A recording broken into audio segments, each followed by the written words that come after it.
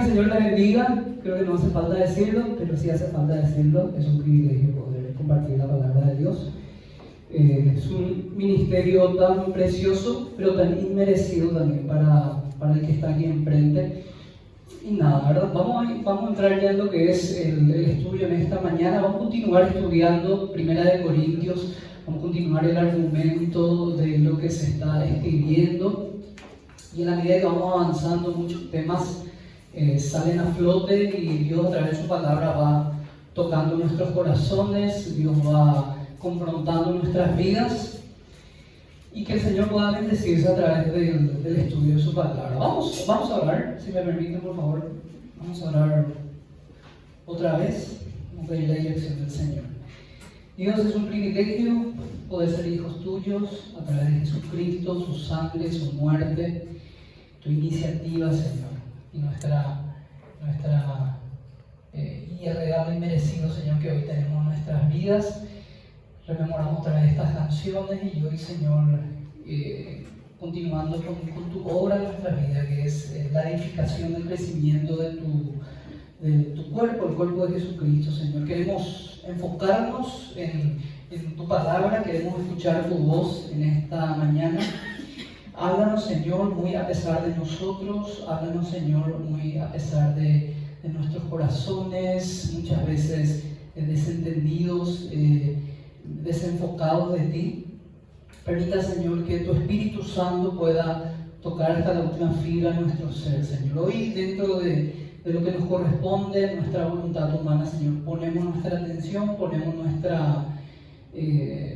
nuestro entendimiento, nuestro enfoque en tu persona, Señor. Háblanos, Señor, como solamente tú lo sabes ser, Padre. En el nombre de Jesucristo oramos. Amén, Señor. Vamos a abrir nuestras Biblias en 1 Corintios, capítulo 4. Vamos a continuar la lectura, el estudio en ese lugar. 1 Corintios, capítulo 4. Creo que no hace falta hacer ningún trasfondo. Hace varios domingos ya que venimos leyendo la carta y estudiando lo que está pasando ahí. Son varios temas en realidad, pero aquí en el capítulo 4 se termina el hilo de la argumentación y luego en el capítulo 5 se va a hablar ya de otro tema. Así que, por decirlo así, hoy es el cierre de todo lo que se vino estudiando hasta este día, ¿sí? Vamos a leer desde el versículo 14 hasta terminar el capítulo. Dice así: no os escribo esto para avergonzaros, sino para amonestaros como a hijos amados. Porque aunque tengáis 10,000 años en Cristo, no tendréis muchos padres, pues en Cristo Jesús yo os engendré por medio del Evangelio. Por tanto, os ruego que me imitéis. Por esto mismo os he enviado a Timoteo, que es mi hijo amado y fiel en el Señor, el cual os recordará mi proceder en Cristo, de la manera que enseño en todas las partes y en todas las iglesias. Mas algunos están envanecidos, como si yo nunca hubiese de ir a vosotros.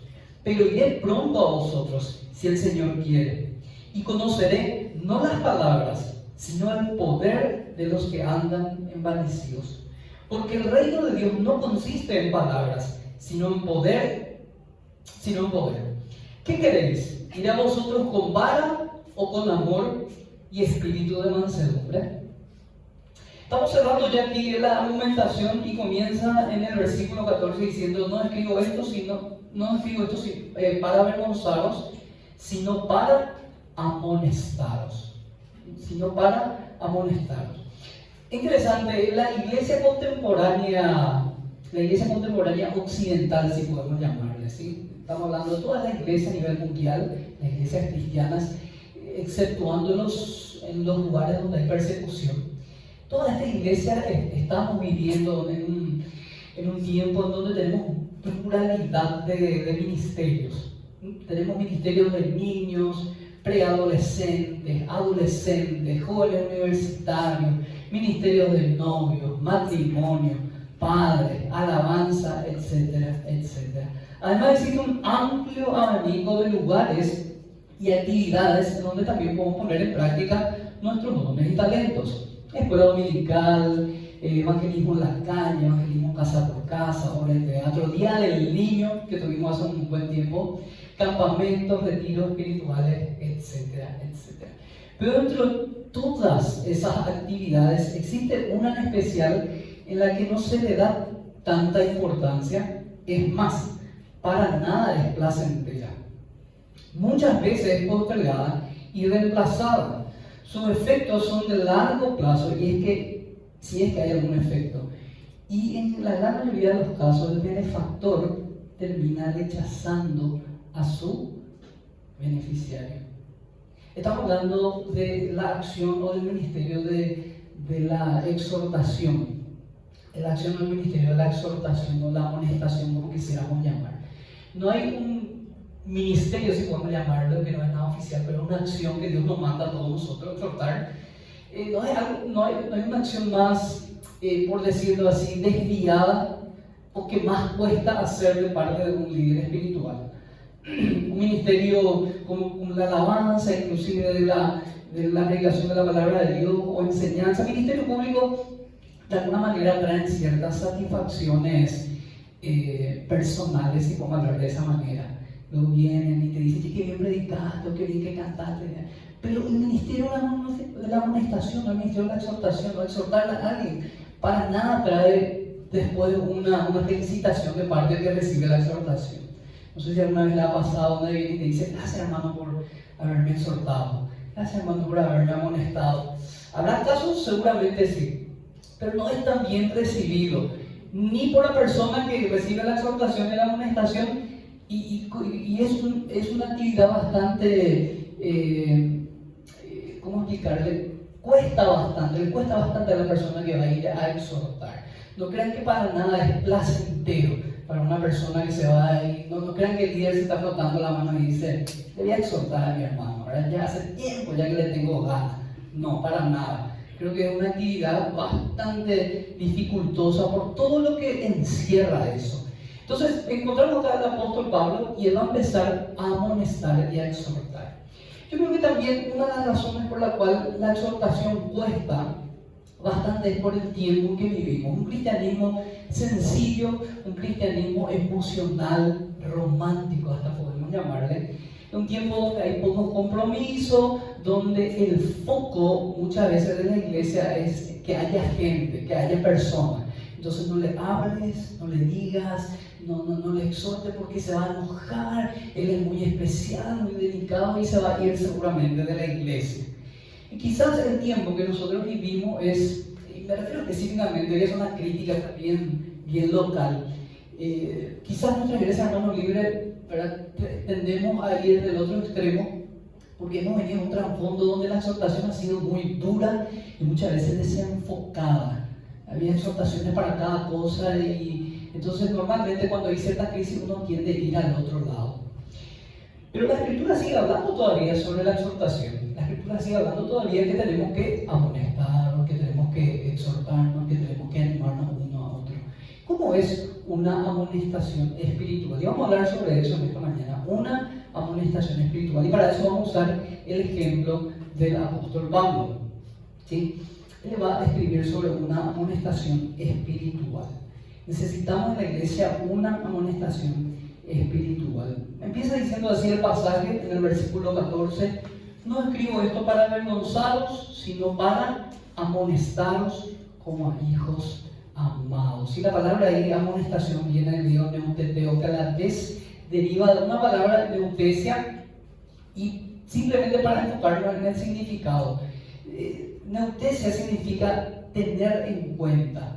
¿Sí? Se puede traducir de diferente manera: tener en cuenta o advertir o reprender suavemente, amonestar o advertir. ¿Sí? Interesante esta palabra tener en cuenta.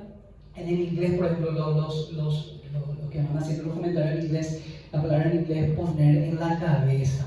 O sea, acá lo que quiere hacer el apóstol no es es como rebajar a la otra persona. Esa no es la intención. La intención más que nada es que vos seas consciente de algo, hacerte chocar con la verdad, ponerte delante de la verdad. Es lo que quiere hacer aquí el apóstol con lo que están hablando acá, con los corintios, con lo que él está interactuando. ¿Sí? La amonestación aquí es una apelación racional a las verdades expuestas en los versículos anteriores. Tiene un tono suave de reprensión. No busca rebajar al lector, sino confrontarlo con la realidad, que haya conciencia de realidad. ¿Sí? Esa es la idea realmente de la confrontación acá. Entonces vamos a ver un poquito 3 características de una confrontación espiritual. Es importante saber las características de una confrontación espiritual de tal manera que yo sepa cómo confrontar y que yo también pueda saber recibir la confrontación. Para que yo pueda saber, voy a repetir, para que yo pueda saber confrontar, para que yo pueda saber amonestar, pero también para que yo pueda saber recibir la amonestación. Aquí los corintios están recibiendo la amonestación del apóstol Pablo. Y vamos a mostrar lo que dice ahí el versículo 14 al 15, dice así: no escribo esto para avergonzaros, sino para amonestaros como hijos amados. Dice, porque aunque tengáis 10.000 años en Cristo, no tendréis muchos padres, pues en Cristo Jesús yo os engendré por medio del Evangelio. La primera característica de una amonestación espiritual es un corazón paternal. Un corazón paternal. Permítame contar una anécdota, una experiencia que tuve hace varios años atrás, casi 2 décadas ya, cuando estaba estudiando la Biblia en el Instituto Bíblico. Y famoso uno cuando está ahí estudiando, una de las preguntas que viene: ¿y qué vas a hacer después? Yo voy a ser misionero, yo no sé qué hacer en mi vida, yo me voy a apartar. Bueno, eso en realidad no está planeado, pero cada uno tiene sus planes. Y le hago la pregunta: ¿qué vas a hacer? Y yo me voy a dedicar al evangelismo. Y lo que me dijo y la forma que me dijo me tocó tanto que se quedó grabado en la cabeza. Yo no sé si ya he compartido esta anécdota, en el púlpito no, pero se me quedó grabado. Me dijo: yo me voy a ir en las iglesias haciendo actividad evangelística, obras de teatro, etcétera, etcétera. Y después de eso, y uso un argentinismo, ¿verdad? Que es, solamente escucharon ya la palabra, me voy a tomar el palo, literalmente. Yo me dije: no puede ser. Ese va a ser su evangelismo. Me voy, predico y me voy. ¿Sí? Literalmente abandono. Bueno, básicamente ese es el concepto. Ahora, cuando uno ve, por ejemplo, el apóstol Pablo, cuando se va a fundar Corintios, él se queda más de 1 año y medio aproximadamente. Se va, predica, se queda. O sea, hemos disociado nosotros el evangelismo del discipulado. Pareciera, o sea, hemos puesto en 2 categorías, pero en realidad es la misma cosa, la comisión es una sola cosa. Y lo que vemos aquí de Pablo es que, si bien él ya no está en Corintio, él aún tiene ese corazón paternal, lo que le mueve a él a exhortar a los creyentes que están acá.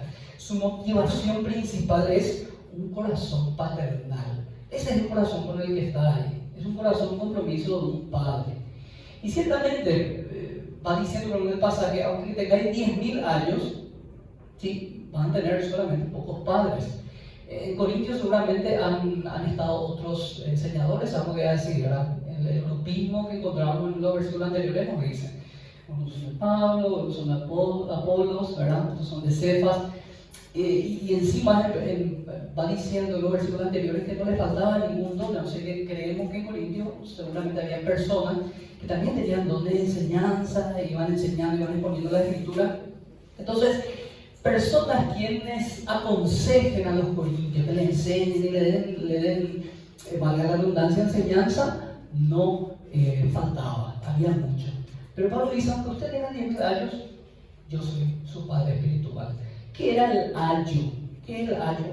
Interesante, esa palabra también encontramos nosotros en Gálatas 3:24, le voy a leer, no hace falta que busquen. Dice así: de manera que la ley ha sido nuestro ayo, para llevarnos a Cristo, a fin de que fuésemos justificados por la fe.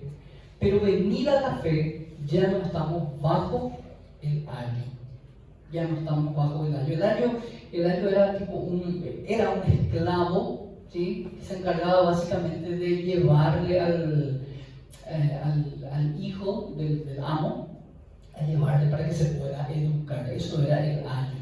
¿Ya? Entonces acá en Gálatas lo que está diciendo usa una ilustración de que la ley es el ayo. A través de la ley nosotros podemos entender que somos pecadores y necesitamos de Jesucristo. Bueno, Pablo dice, usted tiene muchos ayos, personas que le llevan hacia, para aprender las escrituras, para conocer, para crecer. Hay muchos en la iglesia, pero padres tienen pocos. Y él no se pone como el único padre porque está hablando acá en plural. Pero más que nada está hablando de su compromiso. Cuando él viene a amonestar, no viene con la intención de destruir, no viene con la intención de dañar, sino viene con un corazón paternal. Un poco más para atrás también dice, yo no le escribo esto para avergonzaros, sino para amonestarles. Y hace una pequeña aclaración en el sentido de que no les quiero avergonzar. ¿Qué es lo que está hablando en los versículos anteriores? Habíamos estudiado ya a través de los domingos pasados que habían personas que no reconocían la autoridad de Pablo, y entonces Pablo tiene que, de alguna manera, se ve obligado a poder hablar de quién es él, cuál es su ministerio y sobre todo cuáles son sus marcas como apóstol. Entonces empieza a contar todos los peligros, inclusive los peligros por donde él estuvo andando. Inclusive empieza a usar del sarcasmo justamente como habíamos visto en los versículos anteriores, en el domingo pasado con nuestro hermano Valdir. ¿Sí? Por ejemplo, cuando dice, en el versículo 8, ya estáis saciados, ya estáis ricos, sin nosotros reinás, y ojalá reinase para que nosotros reinásemos también juntamente con vosotros. El sarcasmo es una forma muy directa, no es la palabra directa, pero es muy, por decirlo así, muy ofensiva de poder declarar una verdad. Hace tan ofensiva que la persona que está del otro lado no puede escapar. Sí o sí tiene que recibir lo que se le está diciendo. Entonces Pablo está siendo duro en realidad con sus palabras, y quizás empiece a dañar algunos corazones están tristes, realmente avergonzados. Pero Pablo en su corazón paternal otra vez le dice, yo le escribo para avergonzarles. Interesante la manera como él lo va poniendo. Él no quiere dañar a la otra persona, más que nada lo que quiere es confrontar, ponerle delante de la verdad.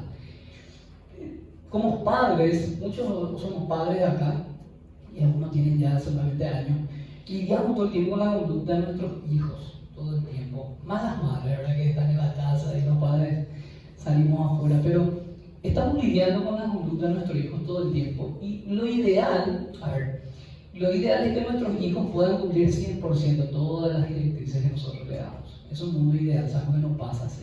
Entonces todo el tiempo es un tira-afloje con nuestros hijos.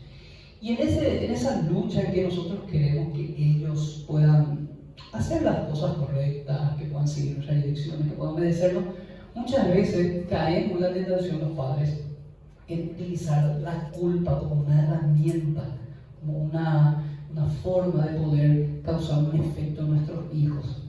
Y entonces podemos decirle como, mira, vos no sos un buen hijo, mira, yo todo lo que te doy y vos sin embargo así te portás. Muchas veces los padres caemos en eso, ¿verdad? Y paréntesis, no está bien, ¿verdad? No podemos disipular a nuestros hijos a través de la culpa, pero mucha gente, muchos padres caemos en eso, y muchas personas también utilizan la culpa para poder obtener algo de la otra persona. El mundo está lleno de manipuladores, hermanos y hermanas. Está lleno de manipuladores. Personas que lo único que quieren es sacar algo de nosotros. En cualquier lugar, en el trabajo, en la familia. Y una de las características que tiene el manipulador es que se aprovecha de que la otra parte es una persona emocional, ¿sí? Una persona que tiene empatía, y una persona emocional, una persona con empatía, con emociones, ¿cómo decirlas?, sanas, tendemos más a caer en la culpa, porque tenemos conciencia. Entonces un manipulador normalmente utiliza la culpa para poder conseguir algo. Pablo no está haciendo eso. Todo lo que está diciendo en los pasajes anteriores no es para avergonzar, no es para que los corintios se sientan menos. Pablo no quiere llevar la conducta de los creyentes hacia cierto punto a través de la vergüenza, sino a través de la amonestación. ¿Y cómo sabemos eso? Bueno, porque él es un padre, está hablando como un padre. Entonces, una de las características de una amonestación espiritual es justamente eso, lo que llamamos un corazón paternal. El día de mañana, si alguien se acerca a nosotros, nos habla, o si nosotros tenemos la posibilidad de hablar a alguien, ese es el primer punto que tenemos que tener en cuenta. Un corazón paternal. Vamos a avanzar. Dice el versículo 16. Por tanto,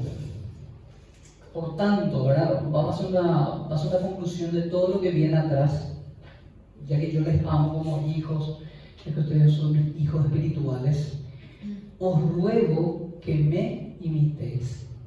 Por esto mismo os he enviado a Timoteo, que es mi hijo amado y fiel en el Señor, el cual os recordará mi proceder en Cristo, de la manera que enseño en todas partes y en todas las iglesias. Quizás este es uno de los pasajes más, ¿cómo explicar? Más complicado de poder predicar, porque cuando uno predica algo, uno tiene que ser ejemplo, ¿sí o no? Ya sea que lo enseñan a sus hijos, ya sea que enseñan en una escuela dominical, etcétera, etcétera. Muchas gracias. Y entonces uno le encuentra al apóstol y dice: les ruego que me imiten. ¿Y qué nos queda a nosotros? Andar por ese mismo camino, también pedirle a la otra persona que nos imite. Y ahí está el problema. Muchas veces en nuestra vida decimos: quizás yo no esté a la altura de eso, sabemos que no estamos a la altura. Pero en realidad este es un caso muy particular. Tenemos que entender un poco el trasfondo. ¿Sí? Jesucristo había dejado a sus apóstoles, fue al cielo, dio la gran comisión, la iglesia empezó a fortalecerse, a reproducirse, a esparcirse. ¿Y qué había en ese momento? Pablo dice que la ley simplemente era un año, que si alguno quiere guardar el día de reposo, los días festivos, lo pueden guardar. Si alguno no lo quiere guardar, no lo puede guardar. Entonces, de alguna manera, se necesitaba un cúmulo de, ¿cómo explicarlo?, de doctrina, y empezar un cúmulo de normas de fe y de conducta para empezar a guiar a la iglesia, ¿verdad? Entonces, una de las maneras que la iglesia fue guiada justamente era a través de la vida de los apóstoles. Ellos no solamente enseñaban, sino también, ¿cómo decirlo?, modelaban un patrón de conducta, un estilo de vida. Así hay que vivir, de esta manera tenemos que movernos. Entonces, los corintios ya se habían independizado de la autoridad apostólica. Fíjense, por ejemplo, como decía hace rato, ya sin nosotros no hay nadie, decían. Entonces ellos querían caminar sus propios caminos. Pablo, sin embargo, le trae y les dice: esta es la manera, imítenme a mí, imítenme a mí. Interesante, la palabra imitar es donde viene nuestra palabra del mimo. ¿Sí? Conocemos esos tipos de payasos que van imitando a la otra persona. Pero también la palabra imitar también tiene otra forma de traducir, que es seguidor. Una persona que sigue. Fíjense, por ejemplo, en los pasajes, vienen diciendo algunos pasajes donde va hablando acerca de esto, de ser imitador. 1 Corintios 4:16 dice: por tanto, ruego que me imitéis, que habíamos leído. 1 Corintios 11:1 dice: sed imitadores de mí, así como yo de Cristo. Así que Pablo no es solamente, acá la cuestión no es imitar a Pablo porque Pablo es apóstol. Vamos a imitar a Pablo porque Pablo imita a Cristo. O sea, hay un patrón de conducta. Al final todos nosotros nos vamos a Cristo. Efesios 5:1 dice: sed pues imitadores de Dios como hijos amados. Directamente, ¿a quién debemos imitar? A Dios, seguir a Dios. 1 Tesalonicenses 1:6: y vosotros viniste a ser imitadores de nosotros y del Señor, recibiendo la palabra en medio de la tribulación con gozo del Espíritu Santo. 1 Tesalonicenses 2:14 dice así: a vosotros, hermanos, porque vosotros, hermanos, viniste a ser imitadores de las iglesias de Dios en Cristo Jesús, que están en Judea, pues habéis padecido de los de vuestra propia nación las mismas cosas que ellas padecieron de los judíos. Acá mismo el concepto, imitar o seguir. Hebreos 6:12 dice, a fin de que no os hagáis perezosos, sino imitadores de aquellos que por la fe y la paciencia heredan las promesas. Así que el primer punto que habíamos hablado de una exhortación espiritual es un corazón paternal. Pero acá en este punto encontramos un comportamiento ejemplar. Un comportamiento ejemplar. La vida cristiana para nada se puede limitar a un conjunto de principios de historias. Es una verdad que se debe vivir y transmitir por medio del ejemplo. Cuando Pablo le exhorta a los corintios, no solo lo hace con la verdad de Cristo, sino con su ejemplo. Más allá de las predicaciones que se puedan impartir desde un púlpito o de las enseñanzas que se puedan transmitir en una carta, la vida de un creyente comprometido es la voz más potente. ¿Ya? Entonces, el segundo punto es una conducta ejemplar. Ahora, cuando alguien viene a confrontarnos, una de las cosas que queremos hacer automáticamente como seres humanos que somos es empezar a buscar errores de la otra persona para poder contrarrestar. Y busquen saber si vos también esto. Es algo muy natural en nosotros. Y si no buscamos errores de la otra persona, buscamos excusas o buscamos justificaciones, cualquier cosa con tal de poder quedarnos firmes en nuestra posición. Es normal. Sin embargo, Pablo se adelanta de eso y dice, a mí imítenme. Este es el estilo de conducta, lo hace con toda seguridad. Y es más, en las iglesias, como él no puede estar en todas las iglesias, envía a Timoteo, especialmente le envió a Timoteo para que él pueda enseñar la conducta de Pablo, contarles todas las acciones de las cosas que Pablo fue pasando, pero también para poder enseñarle la doctrina de Jesucristo. ¿Ya? Entonces, estamos hablando de Pablo, no solamente tiene un corazón paternal, tiene una conducta, pero no era, por decir, una conducta buena. Era en realidad la forma hacia donde el cristianismo debería ir caminando. Es lo que él había puesto como piedra angular.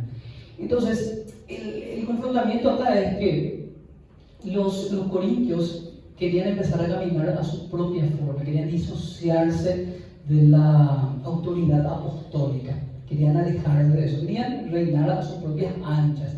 Sino Pablo le dice, el hecho de que se sujeten a mi autoridad no es una cuestión de capricho mío, sino que es un establecimiento de parte de Dios. Así es como está ordenada la iglesia, así es como está ordenado el cristianismo. Dios puso las autoridades, Dios puso a los apóstoles, y luego en la medida se va. Más adelante los cristianos van a ir eligiendo a sus autoridades, los pastores.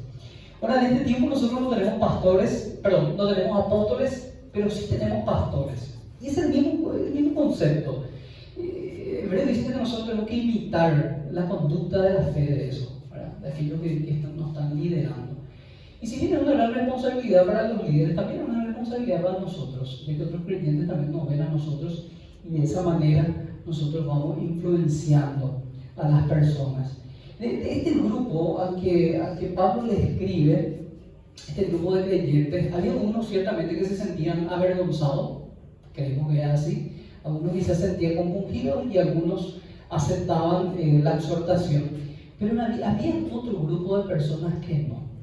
Había otro grupo de personas que seguían rechazando la corrección, seguían rechazando la amonestación. Fíjense, por ejemplo, el versículo 18 dice, mas algunos están envanecidos, como si yo nunca hubiese de ir a vosotros. Algunos están envanecidos como si yo nunca iría a ustedes.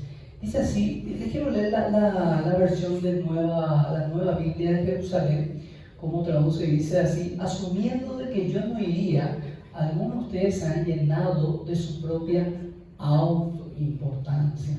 Algunos de ustedes han llenado de su propia autoimportancia. Aquí la palabra Dice envanecerse, se puede traducir también como inflar, inflado, o también hinchado. ¿Sí? 1 Corintios 4:6 dice así, pero esto, hermanos, le he presentado como ejemplo en mí y en Apolos por amor de vosotros, 1 Corintios 4:6, para que en nosotros aprendáis a no pensar más de lo que está escrito, no sea que por causa de uno os envanezcáis unos con otros. 1 Corintios 4:18, el versículo que habíamos leído. 1 Corintios 5:2, interesante como 1 Corintios aparece mucho la palabra envanecer. Se dice así, 1 Corintios 5:2, y vosotros estáis envanecidos. ¿No debería más bien haberos lamentado para que fuese quitado de medio de vosotros al que cometió tal acción? Quizás el domingo que viene vamos a ir hablando de 1 Corintios 5, pero acá el caso de este hombre que estaba en adulterio, y Pablo dice, ves que actúen bien, ustedes que hacen, se envanecen. Es la reacción normal de nuestro corazón, es la reacción normal de este grupo ante la exhortación. Envanecernos, hincharnos a nosotros mismos. Está muy asociado con el orgullo, con la arrogancia. Y es la defensa natural, si podemos llamar natural, pero en realidad es pecaminosa. Es la defensa pecaminosa. ¿Se acuerdan de Caín? Cuando Caín acabó de matar a su hermano. Y ahí se va la pregunta que le hace Dios. Si todos los padres le hacemos eso a los hermanos mayores. ¿Dónde está tu hermano? Le dice. Y Dios acaso no sabía dónde estaba Abel. ¿Dios no sabía? Sí, Dios sabía dónde estaba. Omnisciente. Estaba buscando una oportunidad para que Caín pueda confesar su pecado. Y Caín, lejos de cualquier humildad, ¿acaso soy guarda de mi hermano? Y luego le hace otra segunda pregunta, ¿qué has hecho? ¿Y acaso Dios no sabía? ¿Acaso no sabía lo que hizo Caín? Claro que sabía. Y luego hay un silencio. Caín no responde. Entonces, esa es la actitud de muchos de los corintios acá. Estaban envanecidos. Y de alguna manera pensaban que Pablo no iba a ir. ¿Sí? Pensaban que no iba a ir. Entonces, por ese motivo estaban de esa manera. Algunos comentaristas hablan de que como Pablo le envió a Timoteo, ¿sí? Y según se describe de Timoteo su carácter, su persona, sus enfermedades, era un muchacho retraído, tímido, ¿sí? Una persona introvertida, si podemos hablarlo de esa manera. Entonces él fue a Corintios de alguna manera a poner orden, a empezar a enseñar, y algunos comentaristas dicen que los corintios le menospreciaron a Pablo. Dice, él ni siquiera se anima a venir a nosotros, ni siquiera se anima a venir a hablar con nosotros. Entonces le envía a Timoteo. Sin embargo, Pablo dice, algunos de ustedes están envanecidos, pero iré, dice, versículo 19, iré a vosotros, iré pronto a vosotros, si el Señor quiere, y conoceré no las palabras, sino el poder de los que andan envanecidos. Iré y voy a ver el poder de esas personas. Traté de buscar en el Nuevo Testamento todos los lugares donde aparece la palabra poder, y hay muchísimo, y tienen muchísimo significado. Entonces realmente es un poquito largo para poder tratar de entender a qué quiso referirse Pablo con el poder. Entonces podíamos tomar un versículo acá y de allá para poder tratar de entender qué se refiere con poder. La palabra acá es dunamis del griego, es el mismo que aparece en Romanos 1, que dice el Evangelio es poder de Dios. Pero creo que la mejor manera de entender qué es lo que Pablo se refiere con poder, justamente está acá en 1 Corintios 1:18 dice, porque la palabra de la cruz, sí, ahí mismo en la epístola, porque la palabra de la cruz es locura para los que se pierden, pero a los que se salvan, esto es a nosotros, poder de Dios. 1 Corintios 1:24 dice, mas para los llamados así, judíos como a griegos, Cristo, poder de Dios y sabiduría de Dios.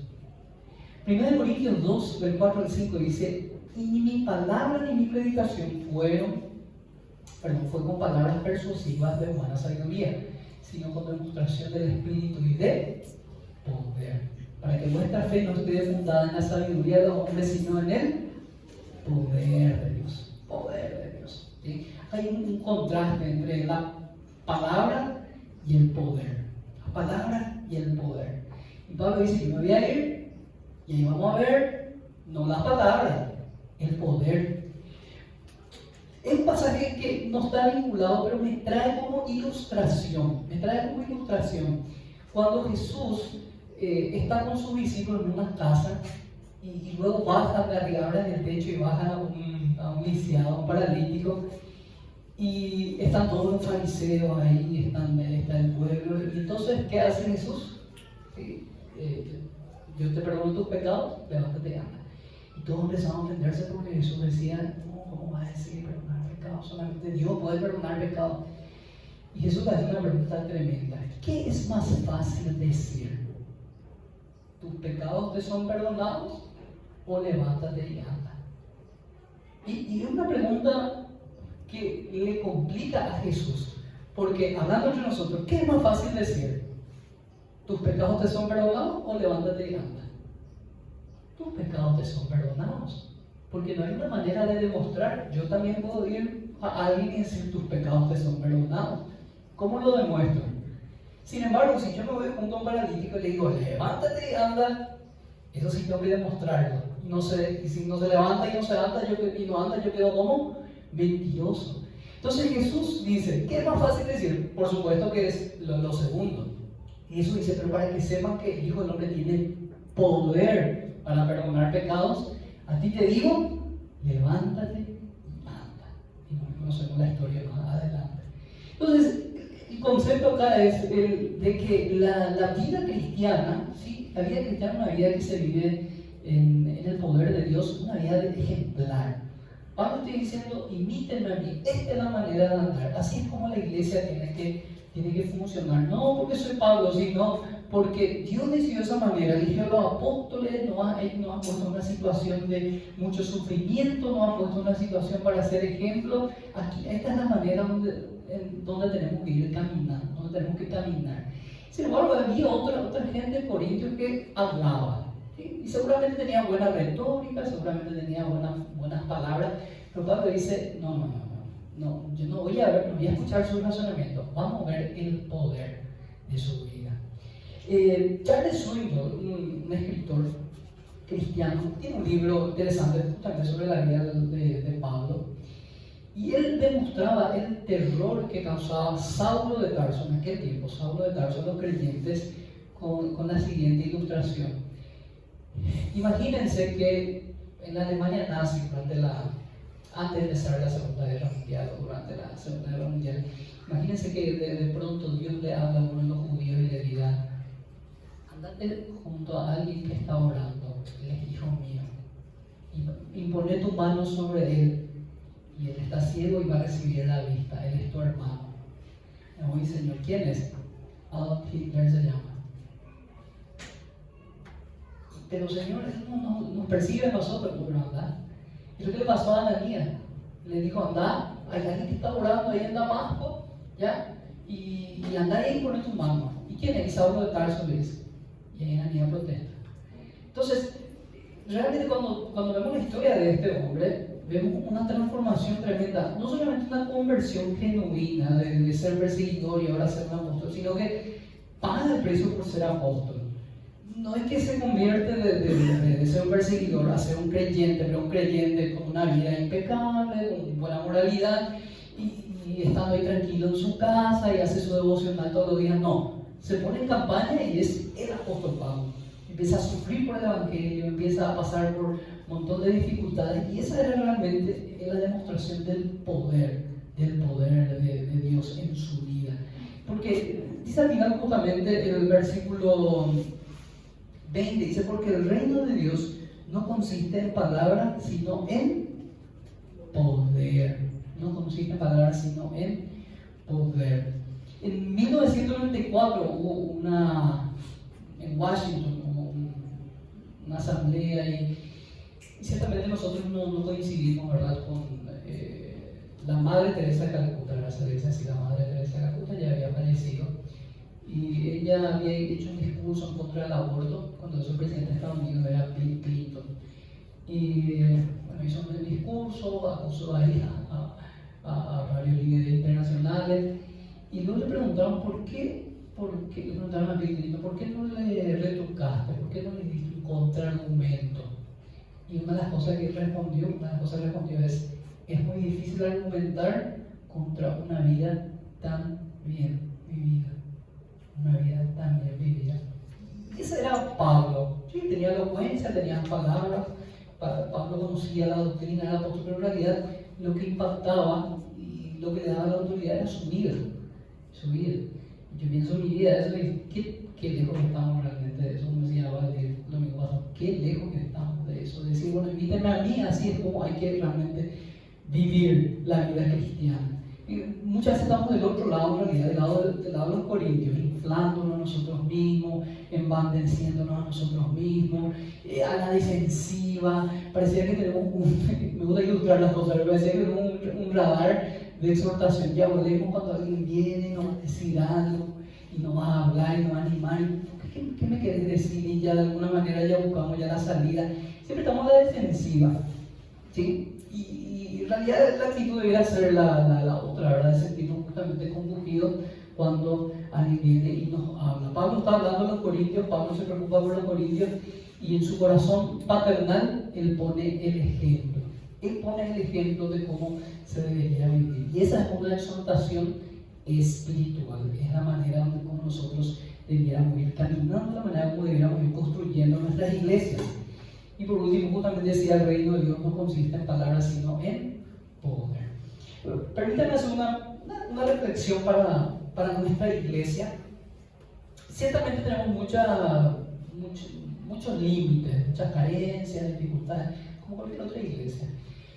Pero hay algo que no nos falta a nosotros, o por lo menos que siempre está disponible, que es el poder de Dios para vivir una vida transformada. Entonces, quizás dentro de nuestra vida cristiana, en nuestra iglesia, tengamos nuestras dificultades, nuestras carencias, pero nuestra iglesia debería construirse sobre eso, sobre el poder de Dios, el poder de Dios para nuestras vidas. Entonces, características de una exhortación espiritual, ¿sí? ¿Cuáles serían las características? En primer punto habíamos hablado de un corazón paternal, el segundo, un comportamiento ejemplar, y al final vamos a hablar de un cambio requerido. Dice el último versículo ya del capítulo, versículo 21, ¿qué queréis? ¿Iré a vosotros con vara o con amor y espíritu de mansedumbre? Y como que Pablo está siendo tierno, si él es paternal, no les quiere avergonzar, pero al final cuando él se pone serio y dice, bueno, ¿qué es lo que quiere? Esto o aquello. Cuando yo leí este pasaje, lo primero que me viene a la mente, ¿sí? Pero voy a ilustrar nomás la situación, no necesariamente es lo que quiere decir el pasaje, pero lo primero que me viene a la mente es cuando le hablaste varias veces a tu hijo, ¿sí? Y no querés pegarle, ¿verdad?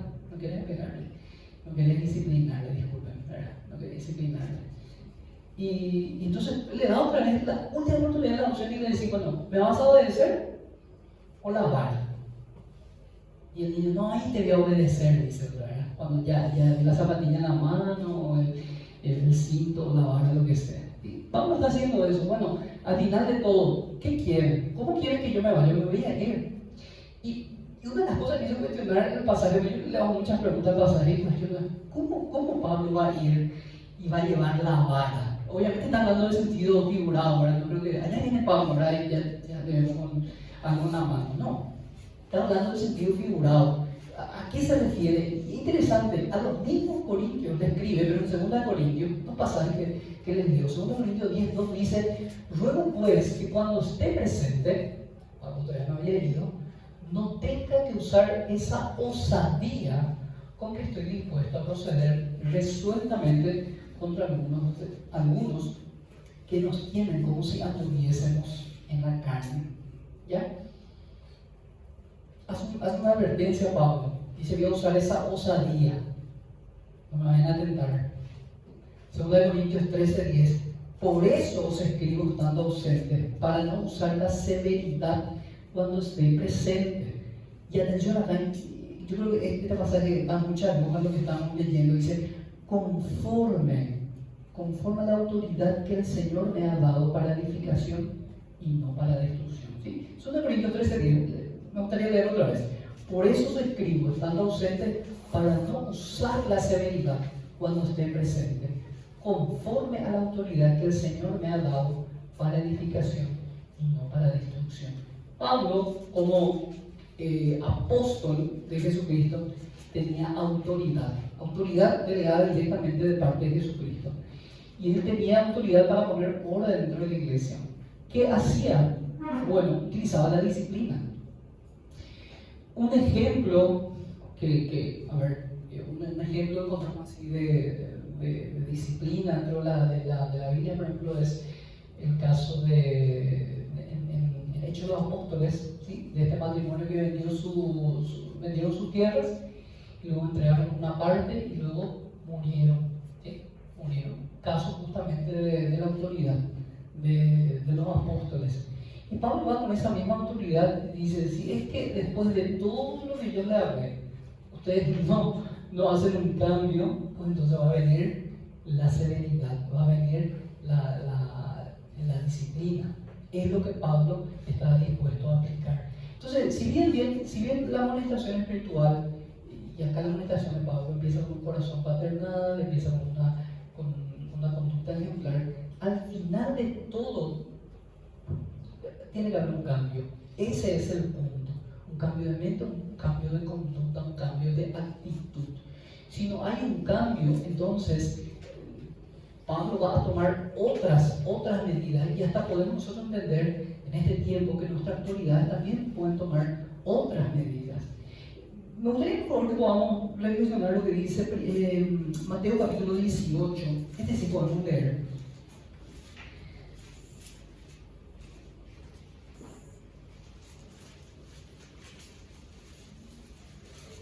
Mateo 18, 15 en adelante va a hablar sobre cómo debemos perdonar a nuestros pecados, a nuestros hermanos. Disculpen.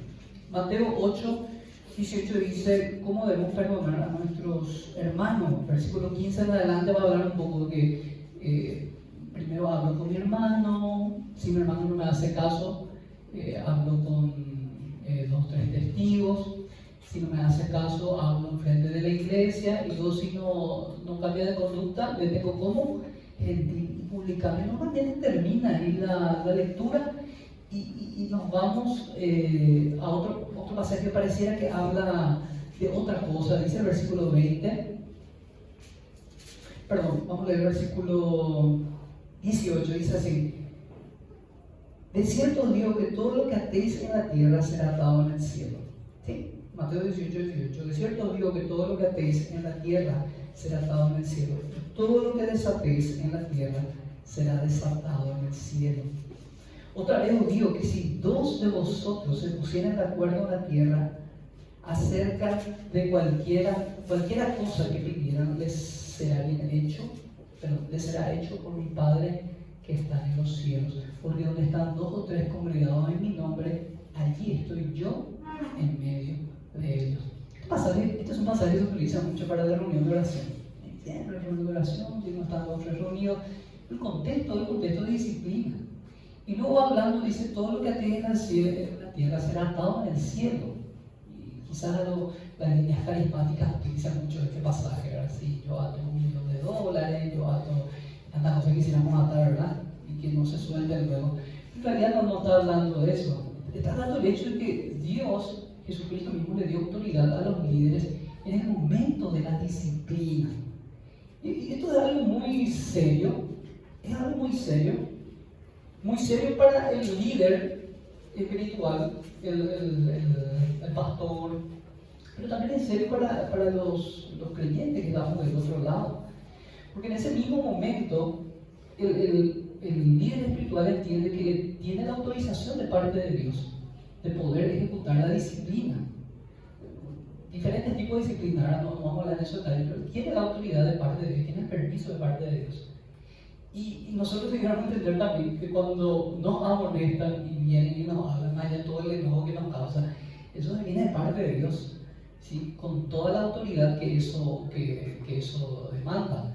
Entonces, estamos encontrando un ministerio que no solamente, estamos encontrando acá que el ministerio de la amonestación no solamente son palabras, no solamente es una cuestión de venir y hablar y esperar algún cambio.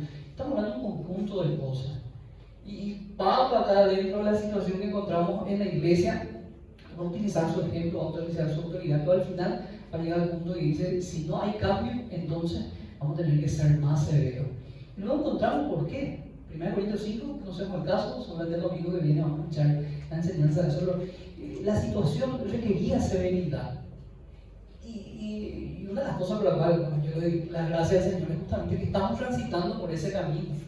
Esa seriedad en el momento de la disciplina, esa seriedad para poder confrontar el pecado, que si bien no es muy popular, si bien no genera un ambiente de alegría humana, es necesario y es parte de la obra de Dios. Y Dios nos quiere a nosotros que podamos encontrarnos cualquiera de ese lado, ya sea exhortando, animando, o el otro lado recibiendo el ánimo y la exhortación de parte de Dios. Entonces la disciplina es necesaria y Dios le ha dado la autoridad a los líderes espirituales para hacer eso. Lo más fácil que podemos hacer es, o lo más fácil que un líder pueda hacer es simplemente mirar a otro lado. ¿Cuántos problemas en la iglesia seguramente se hubiesen solucionado si el líder espiritual hubiera hablado, hubiera dicho? ¿Cuántas veces seguramente nos ha pasado que como bien nos vemos nosotros situaciones y quizás un pastor, un líder no está haciendo nada, es algo tan evidente? Y por decirlo así, la lógica cristiana, la lógica bíblica es que la autoridad se pare y diga y haga algo, pero no pasa nada. Suelo hablar con hermanos y me dicen, yo no puedo creer que en otro tiempo como nosotros no permitíamos que estas cosas pasen. Entonces, realmente es necesario la disciplina, es necesario el orden, y es necesario que la autoridad pueda pararse firme, es necesario que nosotros apoyemos eso también. Porque si nosotros no apoyamos eso, entonces al final se va a estar dividiendo la iglesia. Buscamos eso, buscamos que realmente nuestra iglesia pueda ser una iglesia bíblica. Vamos a concluir en esta mañana. ¿Cómo podemos concluir? Muy sencillo, que seamos una iglesia donde podamos edificarnos espiritualmente y que podamos amonestar y ser amonestados. De manera como encontramos en el ejemplo del apóstol Pablo. Así que vamos a tener un corazón paternal con nuestros hermanos, con nuestras hermanas, que vamos a tener una conducta ejemplar. Y bueno, que por último podamos tener la autoridad, ya sea nosotros o a través de la iglesia, de poder solicitar o pedir un cambio. Vamos a orar y terminamos. Gracias, Señor, por este tiempo que nos has regalado. Gracias por aquellos que nos han hablado, nos han exhortado, nos han confrontado. Han sido parte de nuestro crecimiento, seguirán siendo parte de nuestro crecimiento, Señor. Permita, Señor, que podamos involucrarnos más en este ministerio, en esta acción que es tan necesaria en tu iglesia, Señor. Gracias por el ejemplo del apóstol Pablo. Gracias, Señor, porque su conducta, su vida ha marcado un patrón de cómo debiéramos nosotros vivir, hacia dónde apuntar. Y gracias porque a través de eso, Señor, podemos desafiarnos a nosotros mismos también, Señor, a caminar en la misma senda, Dios. Bendice a cada uno de mis hermanos aquí presentes y permita, Señor, que podamos agradarte cada día más, Señor. Gracias por todo, Padre. Oramos